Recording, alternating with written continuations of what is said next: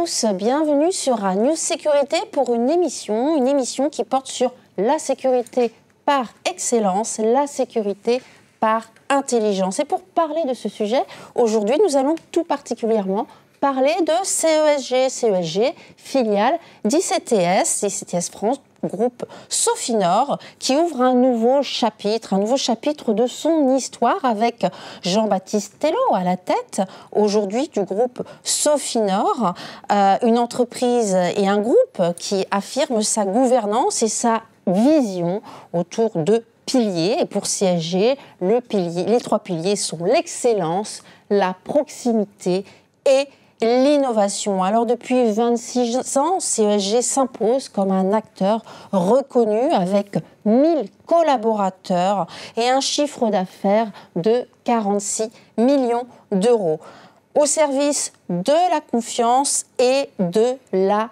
performance. Et pour parler de CESG et de cette nouvelle ère, j'ai le plaisir aujourd'hui d'accueillir Thomas Desplanques. Bonjour. Bonjour Virginie. Alors Thomas, aujourd'hui, vous êtes directeur général d'ICTS France. Oui, c'est ça, en effet. Alors la dernière fois qu'on s'était vu, j'étais directeur général de CESG. J'ai le plaisir aujourd'hui, finalement, d'assurer une transition avec Emmanuel Leparis, qui va prendre la parole bientôt, puisque Emmanuel, maintenant, est le nouveau patron à bord de CESG, de cette filiale qui fait partie intégrante du groupe ICTS France. Et j'en suis ravi. Donc c'est finalement un trait d'union et c'est la continuité. Voilà, et c'est aussi comme ça que je souhaite faire dans la continuité pour pouvoir poursuivre notre développement et notre stratégie dans le groupe. Merci beaucoup Thomas et on va revenir sur ICTS justement juste après et j'ai le plaisir aussi d'accueillir Emmanuel Leparis. Bonjour Virginie. Bonjour Emmanuel, alors comme l'a expliqué Thomas, aujourd'hui vous êtes le directeur général de CESG. Exactement, depuis un peu plus d'un mois. Donc c'est une grande fierté de travailler dans le groupe Sofinor et d'être chez ICTS puisque CESG en est l'une des filiales en France sur la sécurité et la sûreté, et de travailler avec Thomas sur des projets importants, mais on aura l'occasion peut-être d'en parler, de transformation. Exactement. Alors, pour introduire ces propos, comme je l'ai dit, Thomas, on va parler un petit peu du groupe ICTS aujourd'hui, donc 200 millions de chiffre d'affaires avec une position pour ICTS de multispécialité. Oui, alors j'aime bien résumer en effet le positionnement stratégique et notre positionnement sur le marché en tant que multispécialiste. On n'est pas un généraliste, mais par contre on couvre tous les cœurs de métier, aujourd'hui, tous les métiers, tous les segments d'activité dans la sûreté et la sécurité générale. Alors, je rappelle qu'ICTS, historiquement, c'est bien entendu la sûreté aéroportuaire, puisqu'on est présent dans plus de 10 aéroports. On travaille à la fois avec les compagnies aériennes, mais aussi les plateformes aéroportuaires. Dans le monde, d'ailleurs, on est présent dans 27 pays, avec un peu plus d'1 milliard d'euros de chiffre d'affaires pour ICTS Europe, donc c'est quand même conséquent. Et puis, nous avons d'autres business, la sécurité générale qui est portée par CESG, avec la signature. Alors, j'aime bien ce que vous avez dit tout à l'heure, parce que notre signature, la baseline, c'est la sécurité par excellence, mais vous avez dit la sécurité par excellence et par l'intelligence. Hein. On y reviendra, on aura probablement l'occasion de parler d'intelligence artificielle, mais j'ai bien aimé cette petite prise-initiative.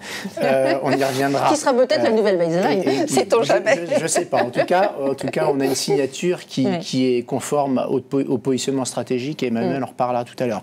Donc je disais, sûreté aéroportuaire, à la fois auprès des compagnies aériennes, des plateformes aéroportuaires, sécurité générale portée par cette marque-là, cynodétection avec une société qui s'appelle Diagnose, on est le leader en France sur la cynodétection, et puis accueil aéroportuaire, enfin différents services qui viennent finalement proposer, apporter une valeur ajoutée extrêmement forte, avec un positionnement plutôt premium, à l'image de ce que fait CESG dans le positionnement. Donc on a en effet un positionnement de multispécialiste et non pas de généraliste, mais qui est important.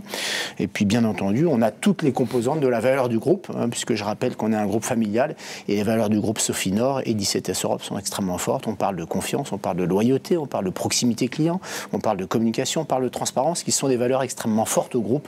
Et à la famille Tello, et on s'inscrit tous les deux dans ce schéma-là pour porter ces valeurs haut et fort avec nos collaborateurs. Donc ça, c'est le socle de base. Et puis, en effet, cette maison mère ICTS France, finalement, vient impulser les ambitions, vient impulser une politique de transformation de nos filiales dans une continuité. On ne va pas tout réinventer, mais on a quand même des enjeux de plan de transformation à la fois sur nos processus et à la fois sur les outils importants en cours et à mener, d'où aussi la présence d'Emmanuel qui va continuer de porter tous ces sujets-là. Et on reviendra effectivement sur la partie innovation et ce qui est mis en place en ce sens. Thomas, vous avez parlé tout à l'heure de cette relation de confiance qui est très très prégnante chez CSG, aussi bien avec les clients que les collaborateurs. Est-ce que vous pouvez nous en parler ? Avec les collaborateurs, comment ça se traduit ? Alors c'est déjà la base, puisqu'on a un métier de service. Donc, vous le disiez tout à l'heure, 1 millier de collaborateurs, il faut bien s'en occuper, il faut les chouchouter. On le fait probablement jamais assez, mais en tout cas, on essaie de le faire. Ça se traduit par un taux de turnover qui est relativement faible, en tout cas plus faible que la moyenne dans le marché. On travaille sur la marque employeur. Je crois que je l'avais déjà eu l'occasion de le dire, à travers des actions assez précises. La proximité. On a une équipe managériale qui est extrêmement présente sur le terrain. On a une direction générale et un comité de direction extrêmement présent aussi. Un directeur des opérations qui est avec ses équipes au quotidien sur le terrain. Je crois que c'est une de nos forces. Alors c'est peut-être aussi une de nos limites, mais c'est aussi une de nos forces par rapport au positionnement de l'entreprise. Et puis on crée des temps forts. On crée de nombreux temps forts pour pouvoir les accueillir, les fidéliser et les avoir avec nous. Et puis on a une politique sociale. Je vais vous donner un exemple. On paye les heures supplémentaires chaque mois dans l'entreprise. Et je crois que là aussi, on se démarque par rapport à bon nombre d'entreprises de sécurité. On aime à le dire, c'est une famille aussi, une entreprise de cette taille. On a la chance d'avoir un positionnement d'ETI, finalement, 1000 salariés, au sein d'un grand groupe qui pèse quand même plus de 36 000 salariés. Donc, on a les atouts d'un très grand groupe avec la solidité financière, mais on a aussi les atouts d'une PME avec de l'agilité, avec de la proximité, à l'image du management et de ce que fait Emmanuel avec son comité de direction. Alors, avant de donner la parole à Emmanuel, aujourd'hui, donc, vous êtes directeur général d'ICTS. Quelles sont les synergies du groupe par rapport justement aux différentes filiales? Alors, comme je le disais, le groupe ICTS est vraiment en support sur les métiers, on va dire, ou sur les services fondamentaux, à travers le service paye, à travers, bien entendu, la comptabilité, donc à travers l'IT. Donc, on va apporter toute cette force de frappe en termes de dispositifs opérationnels. Et puis, bien entendu, il y a des synergies commerciales, il y a des synergies opérationnelles, puisque sur certains marchés, l'aéroportuaire et les sécurités générales répondent ensemble, ce qui fait que du coup, il y a une notion de marque ombrelle, comme on dit, ou de point d'entrée unique. Donc ça, c'est une force dans le groupe, puisque le groupe, y compris, on intègre de l'accueil dans nos propositions de services. Donc c'est assez rare de dire, il y a de l'accueil avec des sociétés qui le font très bien, avec une indépendance, une autonomie. Il y a de la sécurité générale ou de la sécurité incendie, c'est porté par CESG. Et puis il y a d'autres valeurs ajoutées qui sont portées, en tout cas, par certaines filiales. Donc les synergies sont vraiment business au quotidien, bien entendu. Et puis après, les synergies, j'allais dire, elles sont dans la gouvernance, dans la façon dont on va transposer, dont on va animer aujourd'hui nos équipes opérationnelles, dont on va porter des sujets auprès des clients. Donc les synergies, j'allais dire, elles sont extrêmement customer-centriques, comme on dit. Très bien. Merci beaucoup, Thomas, pour ces précisions. Alors, on est aujourd'hui, vous êtes donc à la tête, Emmanuel, aujourd'hui de CESG. Le métier dans le domaine de la sécurité privée n'est pas simple, on le sait, le marché est quand même tendu, mais vous relevez ce défi parce que vous voulez sortir de cette guerre de prix à tout prix, c'est le cas de le dire, et créer de la vraie valeur, de la valeur durable. Exactement. Alors c'est vrai que ce marché révèle un certain nombre de contrastes. La demande de sécurité est croissante. Le chiffre d'affaires du métier dépasse maintenant les 11 milliards. C'est un marché, c'est important de le rappeler, qui se caractérise aussi par beaucoup d'intervenants. Il y a plus de 6 000 entreprises sur notre métier, sur notre cœur de métier. Et c'est des métiers aussi où le taux de sous-traitance est quand même important. Et effectivement, face à ça, on a une double pression. On a la pression des acheteurs. Pour beaucoup d'acheteurs dans des entreprises où la sécurité n'est pas le core business, n'est pas lié au core business, on est des centres de coûts. On est un facteur d'arbitrage. Et puis, il y a aussi, dans l'incertitude politique et peut-être sociale aujourd'hui, un manque de lisibilité sur les charges sociales, sur les différents avantages qui font que nos métiers peuvent trouver un certain équilibre. Donc ce marché, il est complexe. Alors, il y a une voie naturelle qui est en train de se développer aujourd'hui, c'est l'apport de la technologie. Thomas y a fait allusion et peut-être qu'on y reviendra. Ce qui va permettre aussi probablement de changer, de bouger un peu la donne avec ce rapport entre l'apport de la technologie, le rôle de l'humain. Et peut-être aussi que par rapport à ce marché, faire de la technologie, c'est faire de l'investissement. C'est changer des outils, changer des process, et potentiellement ce sera un axe de développement pour les entreprises qui vraiment veulent travailler sur la qualité et développer des solutions pour leurs clients. Donc notre positionnement là-dessus, c'est un positionnement par rapport à ce marché, comme vous l'aviez dit, de travailler sur la valeur ajoutée, d'avoir une certaine sélectivité dans les marchés sur lesquels nous œuvrons, parce que ça répond à notre exigence qualitative, ça répond aux valeurs du groupe dont Thomas parlait, de Sofinor et d'ICTS, parce que nous sommes ICTS, et donc nous agissons aujourd'hui dans nos choix et dans toutes nos actions managériales, de formation, de pilotage des contrats, de relations clients, dans cette optique. Alors, pour compléter ce que disait, et merci pour ces précisions, Emmanuel, ce que disait tout à l'heure Thomas également, il a commencé à parler de transparence, de performance, c'est ce qu'on voit effectivement au niveau de CESG, et puis cette complémentarité, innovation au niveau humain, mais technologique. Ce sont ça les vraies réponses par rapport à ce marché tendu ? Je crois que la réponse au marché, c'est de rester... Déjà, nous sommes pure players en sécurité. Donc, nous partageons cet ADN d'ICTS sur cette culture de l'exigence, de l'aéroportuaire, de la sécurisation des passagers, de la sécurisation des compagnies aériennes, de la sécurisation des aéroports. Et les process, le droit à l'erreur, n'est pas réellement permis dans ce type de métier. Donc, chez CESG, pour la partie sûreté et sécurité en France, c'est d'arriver à transposer l'ensemble de ces process. Pour faire ça, nous travaillons déjà en transparence, comme l'a dit Thomas, avec nos clients. La transparence, c'est quoi ? C'est dire ce que l'on fait et c'est faire ce que l'on dit. Et le premier niveau de qualité que nous devons avoir, c'est de tenir nos engagements. Donc nous abordons beaucoup de contrats par rapport à cette valeur ajoutée, par un pilotage via des KPI. Et ça, c'est très important. Et je vais vous prendre un exemple. Quand on parle de KPI, très souvent, on parle de KPI avec nos clients, qui parfois sont contractuels. Donc bien sûr, ça, nous avons cette exigence-là, elle est naturelle, elle est normale. Mais on va plus loin chez CESG. Quand on parle de KPI, on sensibilise nos équipes œuvrantes au pilotage de leur activité.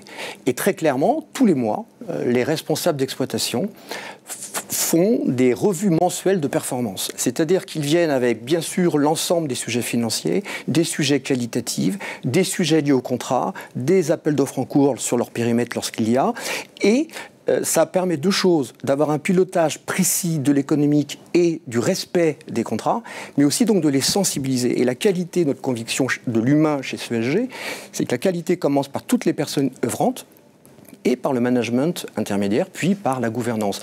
Donc ça, c'est quelque chose de très important. Et donc le KPI, c'est pas que le KPI client, et bien évidemment, il est fondamental, c'est d'avoir des KPI en interne et de responsabiliser les personnes. Alors, ce que vous avez dit, effectivement, est très important. Et d'ailleurs, en préparant l'émission, vous disiez « la valeur ne se négocie pas », mais elle se démontre. Et elle se démontre, effectivement, par rapport à ces indicateurs clés de performance. Exactement. Nous avons la chance d'avoir des taux de renouvellement de contrats qui sont importants, d'avoir, comme le disait Thomas, un turnover de nos équipes à travers la fidélisation de nos collaborateurs, je ne vais pas y revenir, mais qui aussi est inférieur à la moyenne du marché. Donc, faire de la qualité, faire de la valeur ajoutée, c'est passer d'une conception où, au final, en tant qu'entreprise de sécurité, on met à disposition des personnels, de passer de cette conception à une conception d'être apporteur de solutions.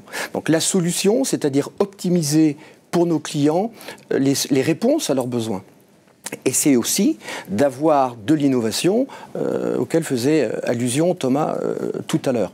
Je vais prendre un exemple lorsqu'on parle de solutions clients et de proximité client. Au-delà des formations que nous faisons pour nos collaborateurs, les formations techniques, les formations métiers indispensables à l'exercice de leur activité, nous formons également les collaborateurs à la connaissance du secteur dans lequel ils sont, le luxe, l'événementiel, le data center, le tertiaire, etc., la supply chain. Donc nous les formons à l'environnement dans lequel ils agissent et nous leur donnons les codes, nous les formons aussi aux besoins et aux codes spécifiques de l'entreprise dans laquelle ils œuvrent. Ça, c'est très important. Alors, pour exemple, on a une formation qui s'appelle la Luxury Attitude, qui permet de donner, au-delà des compétences techniques, à un agent de sécurité lorsqu'il œuvre dans un magasin ou lorsqu'il œuvre dans un siège ou lorsqu'il fait de l'événementiel, d'avoir les codes de compétences compréhension. On peut considérer, et nous considérons, qu'un agent qui œuvre chez un de nos clients, il porte le dossard du client. Un client qui vient, un visiteur qui vient, il voit d'abord très souvent un agent. Surtout dans le luxe, dans la sécurisation des boutiques. Donc c'est très important que cette proximité avec nos clients soit accompagnée d'une formation dédiée. Et autre idée de proximité, nous avons aussi des modules de formation et de conseils dédiés à nos clients pour les aider dans leur propre environnement à appréhender la sécurité. Vendre en sécurité, travailler sur le vol par ruse, travailler sur l'ensemble des situations de crise qu'ils peuvent connaître, notamment dans le luxe avec des risques potentiels de braquage. Donc c'est d'être en partenariat avec eux, de sensibiliser leurs propres équipes et d'être conseil. Donc on va au-delà du simple fait de mettre à disposition des agents. On le voit bien au travers de ce que vous dites, Emmanuel, que cette équation qualité, proximité, innovation est essentielle. Elle est essentielle, oui. Ce qui est au cœur, en fait, de CESG et du groupe ICTS plus globalement. Vous disiez également que les partenaires ne sont pas juste des simples fournisseurs. Les partenaires, c'est stratégique chez vous. Oui, d'abord, un partenariat, ça se définit par la durée. C'est-à-dire, on construit des partenariats. Je vous ai parlé de formation que l'on fait potentiellement pour nos clients. C'est d'être dans le conseil dont je vous parlais, et c'est aussi de les suivre dans leurs évolutions. Quand vous avez des clients qui ont une politique d'extension que ce soit sur leur périmètre métier de façon verticale ou horizontale, que ce soit même géographique, c'est d'être à leur côté, d'être conseil et d'œuvrer. Et cette notion de partenariat est essentielle parce qu'elle casse la simple relation financière. Et donc, on s'inscrit dans cet ADN d'ICTS, d'avoir en permanence cette exigence sur la sécurité et de faire la sécurité par excellence. Et à partir du moment où vous êtes au rendez-vous des attentes du client, le partenariat se poursuit et se construit. Alors, c'est pas simple. C'est pas simple, pour toutes les raisons dont on a parlé du marché. Naturellement, partenariat ou pas, il y a des consultations et c'est légitime. J'avais l'ancienne fonction qui m'incitait à le faire auparavant. Mais en tous les cas, nous répondons toujours avec ça. Et quand on a un renouvellement, même en étant partenaire, nous nous positionnons en challenger. Être capable d'avoir du recul et de se remettre en question lorsqu'il y a des transformations à faire. Et sous l'impulsion de Thomas, c'est vraiment quelque chose qui est très important, d'impulser cette transformation au service du client. Au service du client, et on le voit, la fidélisation, aussi bien client que collaborateur, est également un point fort. On va revenir un petit peu sur les secteurs aujourd'hui sur lesquels vous êtes tout particulièrement. Vous avez beaucoup parlé du luxe. Oui. Effectivement, Emmanuel, il y a également tout ce qui est tertiaire, event, sport. Oui, vous êtes très présent. Vous avez également les data centers, on l'entend un petit peu moins parler peut-être, et la partie supply chain. Oui, alors... déjà, ces secteurs-là, c'est des secteurs où justement on est capable d'apporter de la valeur ajoutée. C'est ça qui est important. C'est-à-dire c'est des secteurs où il y a une complexité, où il y a une exigence qui se rapproche le plus possible d'ailleurs de l'aéroportuaire. Et donc sur ces secteurs-là, nous agissons dans le cadre du partenariat dont je viens de vous parler. Et ce sont des secteurs qui nous permettent de développer les métiers de sûreté et de sécurité.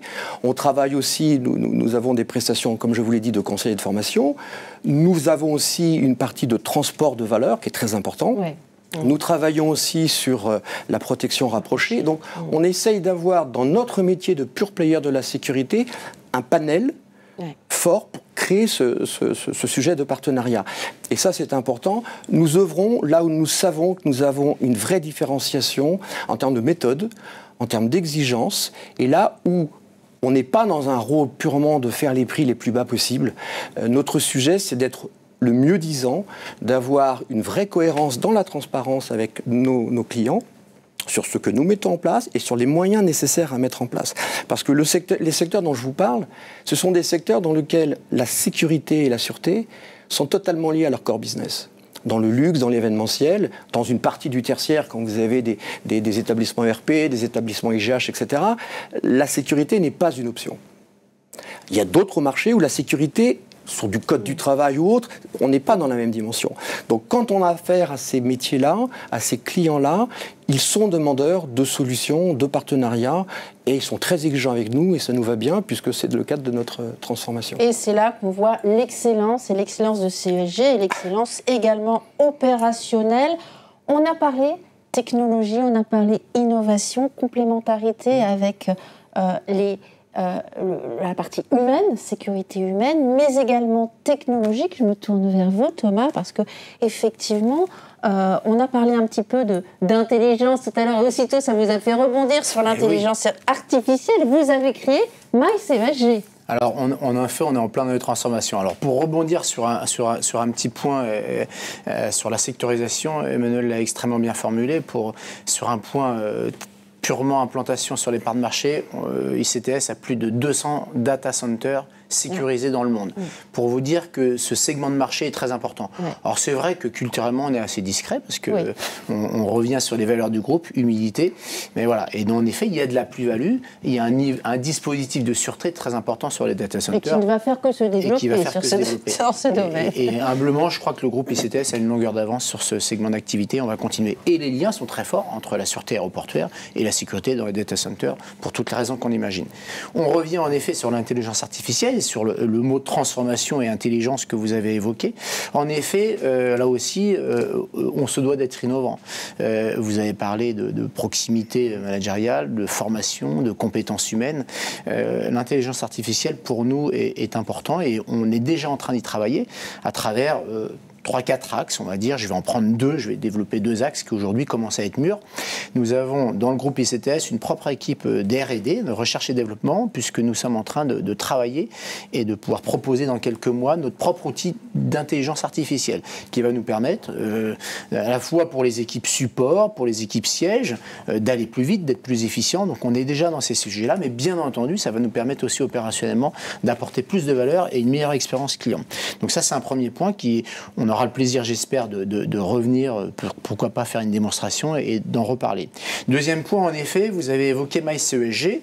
On est des personnes assez pragmatiques. Donc aujourd'hui, on a, avec de l'intelligence artificielle, on a développé un outil compagnon qui va permettre et qui permet aujourd'hui aux agents, puisque c'est déjà en place sur plus d'une dizaine de sites dans notre entreprise, dans le groupe, ça permet aux agents d'avoir accès facilement à l'information. Et même s'ils n'ont pas l'information, nous en back-office on le sait, ce qui fait que l'intelligence artificielle va pouvoir à la minute ou à l'heure près incrémenter de la nouvelle data. Donc ça va se traduire comment? Par un accès à une feuille de processus, à des consignes, à un plan de prévention, mais aussi à des vidéos du manager ou du management, à du micro e-learning à travers cet outil. Donc ça, c'est en train de révolutionner notre approche, améliorer notre sens du service. Et bien entendu, aujourd'hui, les clients, ça y est, sont très intéressés par ce tout outil, puisqu'on est les seuls, aujourd'hui, je crois, en France, en tout cas, à permettre à nos agents d'avoir ce type d'outil. Donc, ils ont ça directement sur un téléphone dédié? Sur un téléphone. Et ce qui fait que je vais poser une question. Quelle est la procédure pour changer mon uniforme? À l'instant T, je vais avoir l'information. Vous imaginez le gain de productivité. C'est-à-dire qu'on leur mâche le travail et puis on crée aussi de la proximité à travers un outil. Et puis dernier point, c'est qu'en fait, ça apporte de la valeur. C'est quand même sympa, si je suis agent de sécurité, si demain j'utilise des outils, un peu plus de technologie dans mon quotidien. Donc ça vient réinventer un peu le métier. Et là, on revient sur le sujet qu'on a évoqué tout à l'heure, sur marque employeur. Comment on arrive à rendre un peu plus sexy le métier d'agent de sécurité? C'est à travers aussi des applicatifs comme ça. Et j'espère que les jeunes, on pourra aussi les intéresser davantage, parce qu'on dira, oui, agent de sécurité, c'est aussi utiliser des outils innovants. C'est ça. Voilà, et tendance. Donc il n'y a pas de raison, l'intelligence artificielle, ça ne touche pas que les GAFA. Non, les entreprises de sécurité et de sûreté utilisent l'intelligence artificielle à travers, bien entendu, de la caméra, à travers des vidéosurveillances, mais aussi à travers des outils quotidiens opérationnels. Donc une vraie transparence également pour le client, vous l'avez évoqué. Le client est informé, il est au courant. Donc une rapidité, une réactivité beaucoup plus importante. En plus, c'est ludique comme logiciel ou comme application. Est-ce qu'on va aller jusque du prédictif, c'est-à-dire est-ce qu'on peut anticiper certaines situations grâce à cet outil? Est-ce que, en plus de l'efficacité et de la réactivité, ça va permettre à l'agent d'être finalement dans l'anticipation à un moment T, parce que justement, il aura plus vite accès à certaines données? En tout cas, on lui amène de la performance à l'agent. C'est-à-dire qu'il sera mieux formé, plus rapidement. on casse les codes de la formation. La formation, c'est bien, physiquement parlant, dans un bureau, mais on apporte autre chose.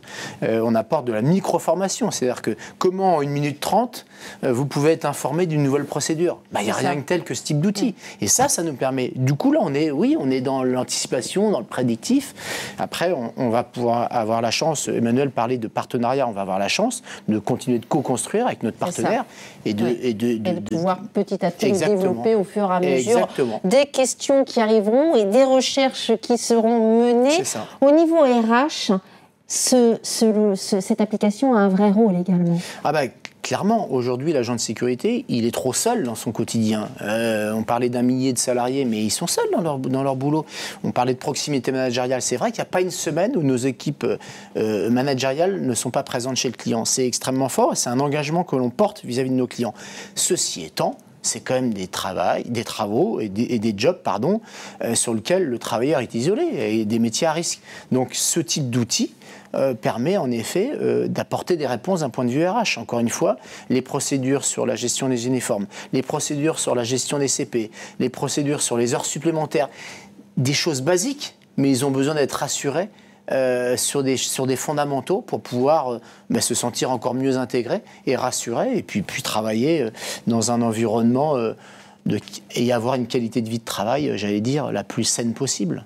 Voilà, donc il y aura une vraie, en fait, un planning intelligent qui va être mis en place également, ce qui est rassurant pour le collaborateur quelque part sur ce point, la mise en avant de leurs compétences. Et c'est exactement ça, la mise en avant de leurs compétences.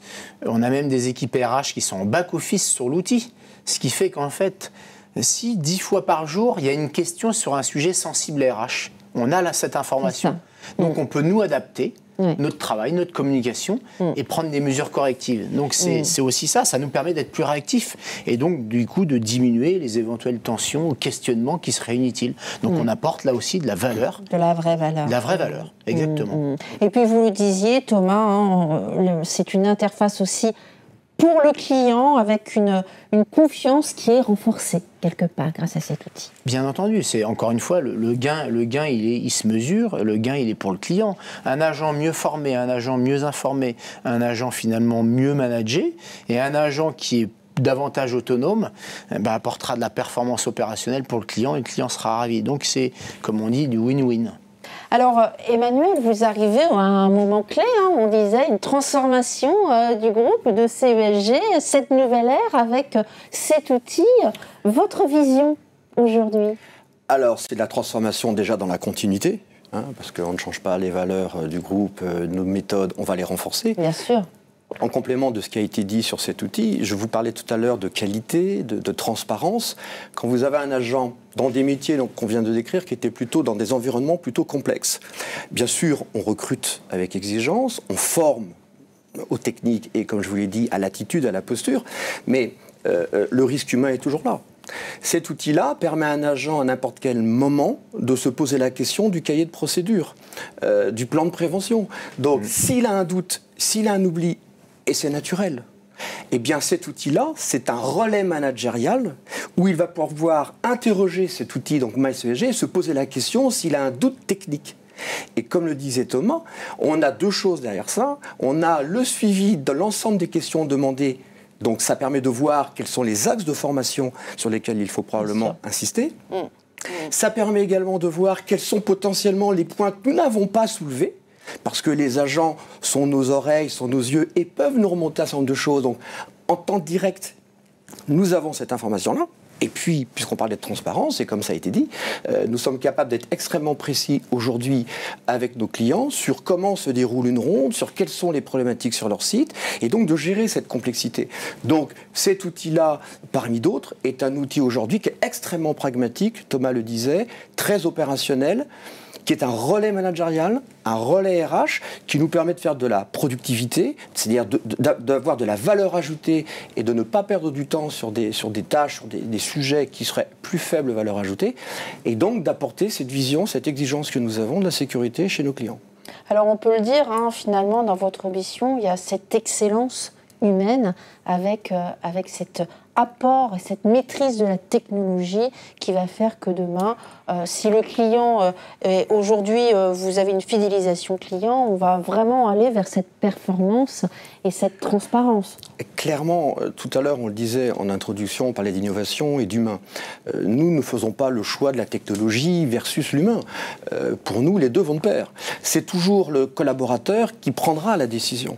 Que l'on soit sur des outils techniques de type MySESG, qu'on soit sur la supervision ou de l'hypervision, le collaborateur est formé à répondre. Donc les outils restent des outils qui nous permettent de nous améliorer, d'aller plus loin dans l'exigence que nous avons.